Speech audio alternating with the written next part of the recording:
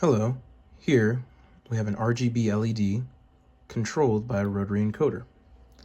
An RGB LED has 3 separate LEDs within it, a red, green, and blue LED.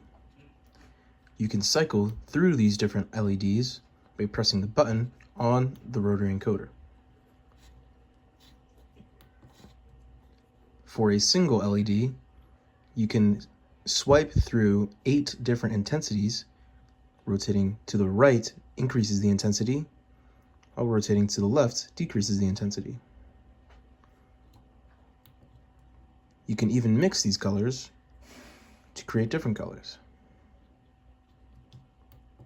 And finally, you can see and monitor all of this all on the serial monitor with different intensities and different colors.